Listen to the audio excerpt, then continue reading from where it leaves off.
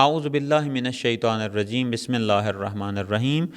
آج ہم بات کریں گے رسول اکرم صلی اللہ علیہ وآلہ وسلم کے اس نورانی قول کے بارے میں کہ جس کے اندر رسول اکرم صلی اللہ علیہ وآلہ وسلم اولاد کی تربیت کس طریقے سے کی جاتی ہے اور اپنا رویہ اولاد کے ساتھ کس طرح سے رکھا جاتا ہے، اس کے بارے میں رسول اکرم فرماتے ہیں، نظر الی رجل لہ ابنان فقبل احدہما وترک الآخر۔ ایک شخص اپنے دو بیٹوں کے ساتھ رسول اکرم کی خدمت میں حاضر ہوا، اس نے ایک بیٹے کو چوما اور دوسرے بیٹے کو چھوڑ دیا، یعنی دوسرے بیٹے کی طرف کوئی توجہ نہ دی۔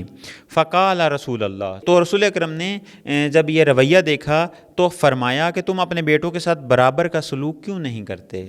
یعنی ہمیں اپنی اولاد، چاہے وہ لڑکا ہو، لڑکی ہو، بیٹا ہو، بیٹی ہو، بڑا ہو، چھوٹا ہو، مساوی رویہ اختیار کرنا ہے تاکہ ہم ان کی اچھے طریقے سے تربیت کر سکیں۔ والسلام علیکم ورحمۃ اللہ وبرکاتہ۔